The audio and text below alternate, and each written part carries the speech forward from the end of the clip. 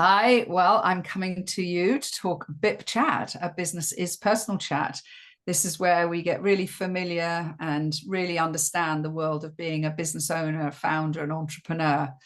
It's a very hot day in the beginning of July 2025. So whenever you're watching this, you remember that. You can imagine us sitting here, and Tim is sitting there in his beautiful cottage in Suffolk. We're all in a lot of heat, and I'm going to bring a lot of heat to you all with this wonderful subject we're going to talk to Tim Meadows-Smith about. So as a hook for you to know what we're going to talk about, we're going to talk about how many business founders lose joy in their business, how that can cause them to lose a business they really didn't need to lose, or certainly go through years and years of pain that they maybe didn't need to go through. And I'm definitely going to personalize this a bit with Tim as we go through, because having been in business, 42 years now, but an entrepreneur for 33 of those, I can certainly identify, and maybe many of you can identify with the fact that business isn't always easy, and we might have a fantastic business, but there may be reasons why it's not running as smoothly, or we're starting to think, can I keep this business going on the right track? So now, Tim Meadows-Smith, you can see if you're watching this on YouTube, he is an amazing business leader. He's been a leader in Kellogg's, Premier Brands, Pillsbury Sales and Marketing Director for the Green Giant brand in his past. Came through his career as a young man, through all the management consulting world and into those brands. He internationalized, brought Häagen-Dazs over to us here in Europe.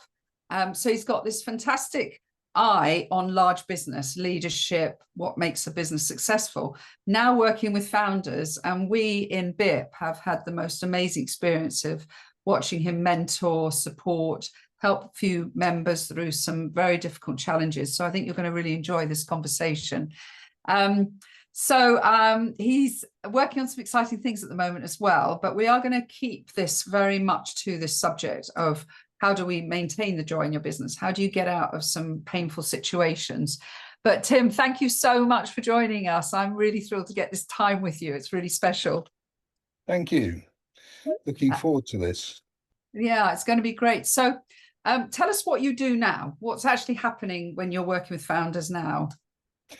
Well, essentially, I bring process to situations where people think they can wing it and are struggling because actually none of us can manage beyond a certain level of scale without having systems and structures to help us. And we all have this dream of becoming an entrepreneur, and society encourages us to start. But society just assumes that everybody knows how to run a business, and actually you have to learn it, and there's a lot of skills involved. And entrepreneurs are the most fantastic group of people. They're high energy, they're creative, they're visionary, they're problem solving, and they need all of those skills to kickstart something from scratch and get it going. And the imagination is that once you get the thing up to, the first milestone for many is £1 million in sales. They then imagine when they get to 10 million in sales, that they're going to have the millionaire lifestyle. And actually, when they get to that point, and it's a very rare few that do get to that point, less than 0.5% of all those who start, they find that actually it's not the millionaire lifestyle at all. It's a living hell for some of them. All of the joy is squeezed out of life because they are just having to spend every hour God sends trying to keep this thing going and working and being the answer to every problem that comes up. And the thing that I like to do is just bring joy back to their lives, allow them to go out and enjoy their social life, see their friends, meet their family, discover what their names are. It does get that bad for some people. And, that's the successful ones. Some of the unsuccessful ones just get bogged down and run out of cash and get into the most horrendous guilt-ridden trip of having to deal with not enough money to meet all of the commitments that they've made to staff, to family and friends who supported them, to suppliers who support them, and often become a person that they don't recognize in themselves, because people start telling lies and they start doing things that is completely against their nature, simply because there is nobody you can turn to for support and mentoring through a very unfamiliar set of circumstances. Yeah. And I Um, bet there's a lot of people hearing this that will identify with some, if not all, of those experiences, either in their past or maybe they're going through it at the moment. So yeah. you deliver support people in multiple of ways. So you're a non-exec director for a number of companies, have chairman roles. You're a champion of Startup Suffolk, and you're an investment partner at K2 Business Partners. And I know that, I know you through BIP 100 as somebody who wants to save businesses and make them work productively, and be, really for them, as you say, to get the joy back in it. Yeah. You're also author of The Entrepreneur Myth, which is going to be coming out soon, which is exciting. I'm really looking forward to that. What do you think is this entrepreneur myth? Don't give away the whole book, but what is the myth that we have about entrepreneurship in Well, the the whole entrepreneurial movement began in the 1980s, when big business started to cut out all of the middle management layer. We started closing down big industry like coal mining and steel. And we were about to have a massive unemployment problem unless people could find something to do. And the government discovered that a really great way of keeping people off the dole queue and making them feel good was to turn them into entrepreneurs and help them to start businesses. And there were an awful lot of management consultants who were consulting nobody and just pretending that they were busy. And there's this myth that, if you start a business, you're eventually going to become quite wealthy and well-to-do. And if you tell people that you run a business, even today, people assume that you're doing really rather well. yeah. Whereas actually, a lot of them are not earning minimum wage and are really struggling, and life is flipping miserable. And Yeah, it's really sad. sadly, the system, governments, the education system, school, university, the media, all celebrate starting, and nobody celebrates actually being able to operate and turn these enterprises into something productive that is contributing to the tax base and is contributing to people's lives. And the whole Mm. point of being in business is to serve people, not for loads of people to be serving non-existent businesses. Yeah, And no, I and think there's that a really interesting statistic you give on that, Tim, which remind me what it is about the percentage of people that used to work in employment compared to now. What was the statistic you give on that? yeah, so if you go back 40 years, 75% of us worked for organizations of over 1,000 people. And today, 75% of us work for businesses of less than 25 people. And the difference in productivity between the two is half. So Yeah, every person in a business of over 1,000 people produces twice as much as every person working in a business of 25 people or less. And it doesn't have anything to do with scale. It has to do with know-how, processes and systems, yeah. and doing things in a productive way.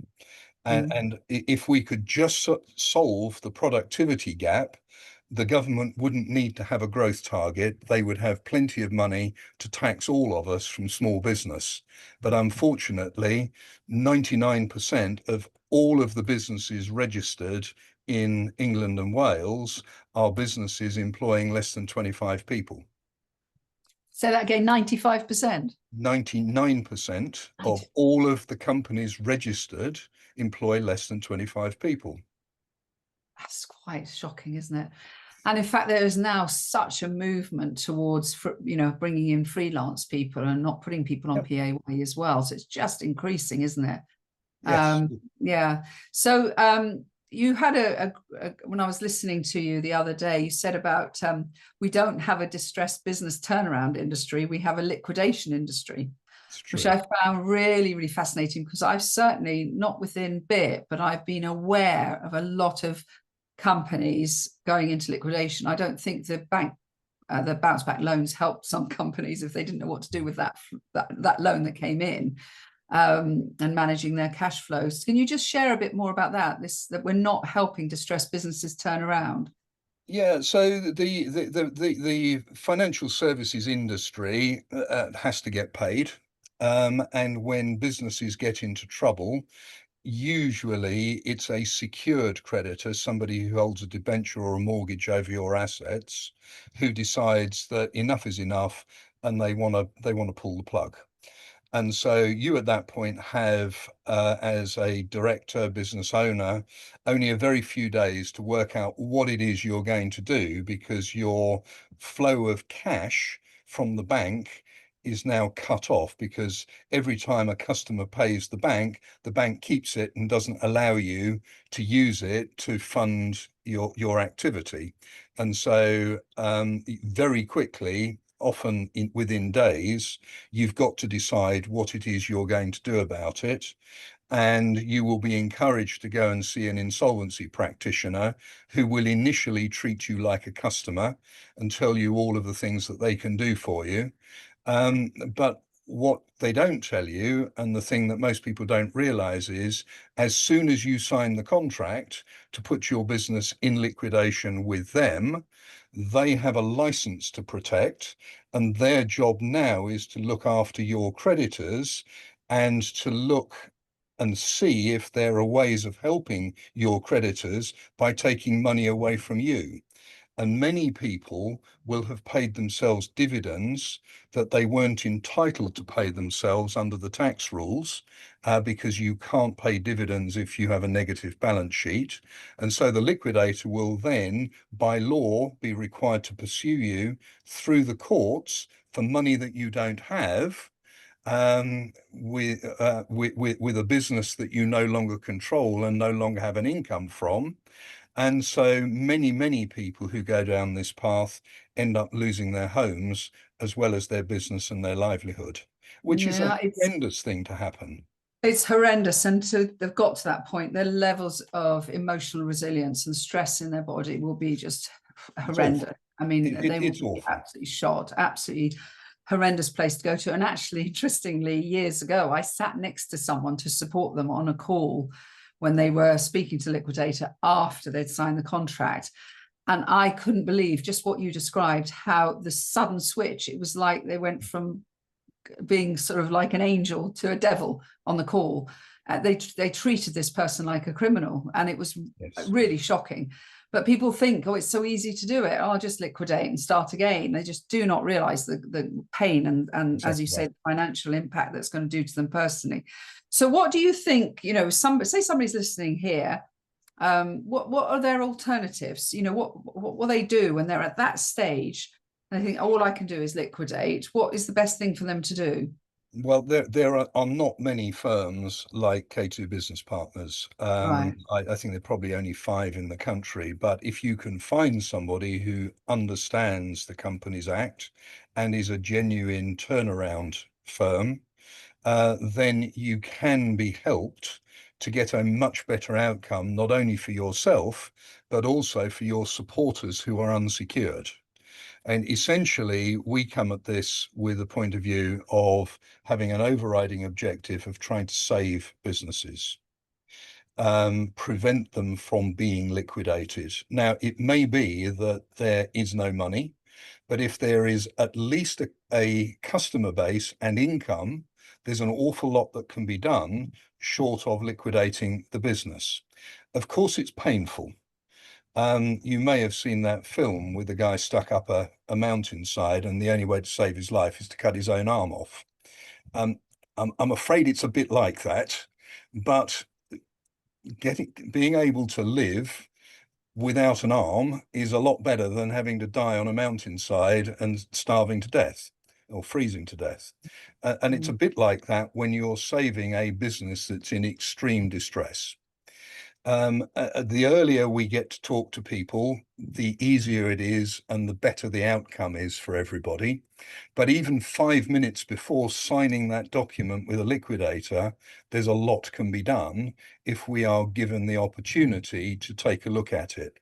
And literally, we have a process where within half a day, we are able to understand the situation holistically and present a range of usually 3 or 4 options that sets out the waterfall of who gets what out of taking that decision, with always the secured creditors being looked after first, the staff being looked after second, the taxman being looked after third, and then the unsecured creditors, which is almost always the biggest one, is the founder and director of the company, being last. But alongside the founder and director will be his suppliers and the people who supported in the first place, usually with soft loans from family and friends and that kind of thing. And those people, under the liquidation scenario, will see nothing and will often be asked to put their hands in their pockets to put more money into the business that has no future. But some of the alternatives, which include potentially a pre-pack or a creditor's voluntary arrangement, or a restructuring agreement, each of those will have a different outcome for the unsecured creditors, and the director is perfectly entitled to trade insolvently, perfectly legal, as long as he doesn't put anybody in a worse position by continuing. A lot of people don't understand that. And we're able to work with a director and have them demonstrate that they've fulfilled that necessary criteria, so they're not trading wrongfully. And we use the time and space to be able to get a consensual agreement amongst people by being radically transparent and honest with them and saying, look, if you don't support the business, you will lose everything. If you do support the business, you have the opportunity of earning however many pence in the pound over whatever period. But we need everybody to support this and agree to it if we are going to avoid the disaster situation of liquidation. And when you go and talk to somebody openly and honestly as a third party, as I do, people are very happy to listen, because they've usually had several months of being lied to about why they're not being paid. But when they have it explained to them, very few people cut off their noses to spite their faces. And so we are usually able to create a stable interim situation, and we restructure balance sheets and we use all kinds of tools available under the law to create stability. And then we start to work with, how do we regenerate from that new, often smaller, stable base to start to provide for everybody who has supported the business and tried to work towards its success. Yeah, that's And the amazing. moment that you're able to show somebody in black and white how they control the situation, the majority of the stress just lifts off their shoulders. It's the Yeah, not knowing and feeling helpless with everybody attacking you and you not living by your own values that's just so painful and destructive to people's mental health.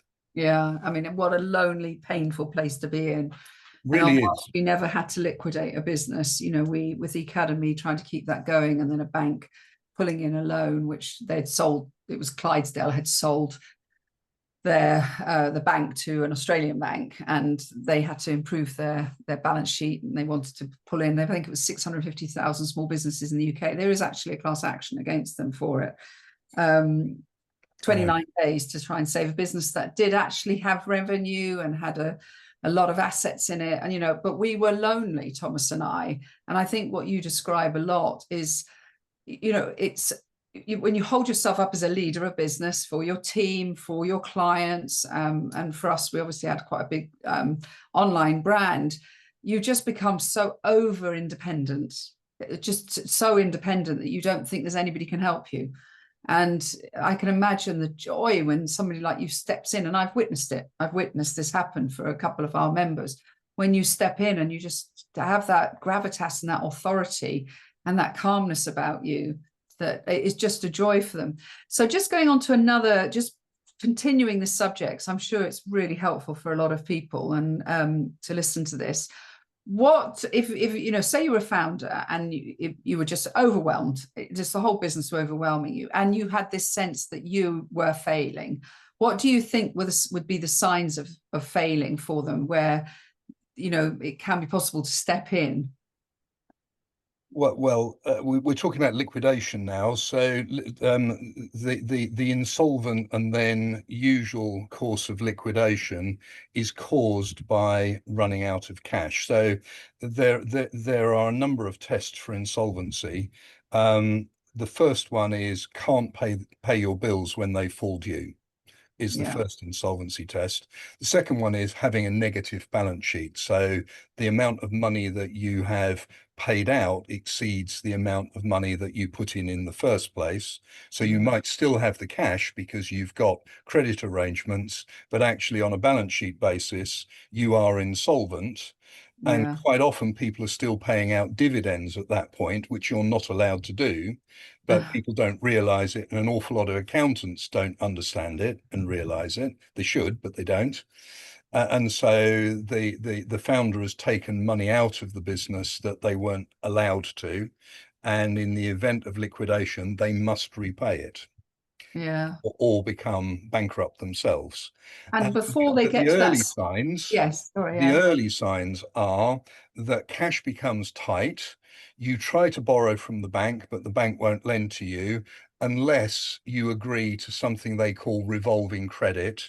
Other people call it factoring or invoice discounting. But essentially, what they're doing is they're taking security over your invoices that your customers are due to pay, and they're charging you a very high level of interest for the privilege of having access to that money before the customer pays. Generally speaking, without serious professional advice, it's impossible for most founders to get out of that. It's it's like being on a waterfall in a canoe and trying to paddle away from it. You just eventually run out of energy and go over the top. But the first signs are having to pay stupid amounts of money in interest for enough money to be able to continue to trade. And really, at that point, you need help. And if people come to me at that point, I can help them work out of that and come up with different solutions for how they continue in business. They may have to continue in a slightly smaller business and rebuild, but at least they'll be in control of it. But really, the early signs are just having to put too much effort and energy and time into running a business that's not paying you properly and doesn't allow you to live a normal, happy life where you can socialize, pursue interests, and spend enough time with your family. And if that situation is arising, again, you need help. Because you only know what you know, and none of us knows what we don't know. And when I was running a .com that became a .bomb, and my VC ran out of cash and didn't put the third tranche of money in, I found myself with over 200 people I couldn't pay. And I had then to learn very fast a lot of the things that I now use in my life, working as a business doctor. Yeah, that's so, I love the fact that you're open about that, because I think you can trust somebody who's been through the experience, because you've got that deep emotional memory in your system of what that feels like, and also the experience of how you got yourself through it.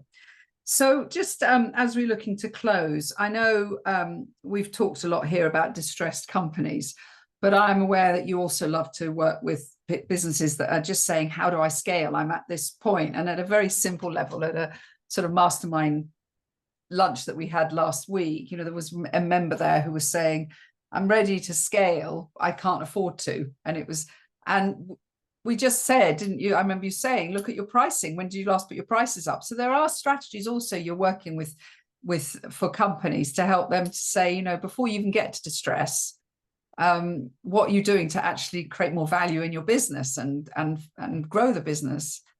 And before you get to that, what are you doing to create the space to be able to think and see what's going on?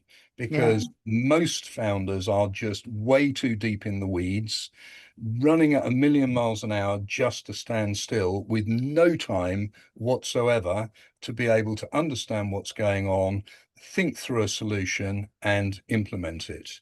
And the fundamental problem for most of them is that they don't have an operational business plan. If you have, as a foundation, a business plan that you work to, measure against, monitor, review, and adjust, you've created the space to think. That discipline, which I have to say, hands up, I rejected when I left big corporate and ran my first entrepreneurial business. I thought I could wing it too. And I very quickly realized that you can't. And actually, those things that I kicked against for the better part of 15 or 20 years were actually an essential support to you and not a drag on your ability to move fast. They actually enable you to move fast. I love that. And I know when we were talking last week at the lunch, or the week before at the lunch, you were talking about how for BIP you would be happy to give them some business planning support. And what I loved is the micro level that you would go down to, the day-to-day activities that they need to do to get to where they want to get to. I'm really excited. I know after we've had this podcast with each other, I want to talk to you about how we're bringing that into BIP with you. So very, very exciting. It's wonderful having you in BIP, Tim. You've got such an amazingly big heart, combined with such incredible knowledge and wisdom from your life, and the openness by which you share and the empathy you have. So I'm really grateful that I've been also able to introduce you to people through this podcast. So as we close, so you can always find Tim Meadows-Smith on LinkedIn. Of course, you can contact Thomas or I, so we would connect you to him. But you've also got the K2 Partners website. What is that exact website URL? That is k2-partners.com. Brilliant. And Tim really inspired us this week in one of our sessions when we do personal branding with Hannah, telling us that he's actually on TikTok now, sharing his wisdom. And so there's a lot of places. Tim is definitely something that constantly you're growing, evolving and learning as a person as well, which is beautiful. Thank you. I mean, listen, I'm a pensioner who's taken the active decision not to retire. And, I'm still trying to decide what I'm going to be when I grow up. And apparently I'm now going to be an influencer. Yeah, great. So go to TikTok and follow Tim Meadows-Smith. It's brilliant. So see him in his garden giving you business wisdom. So thank you so much, Tim, for your time today. And everyone, I hope you've really enjoyed this conversation that I had with Tim. It's been an absolute pleasure. And please find joy. Find joy in your business and in your life. You're absolutely right.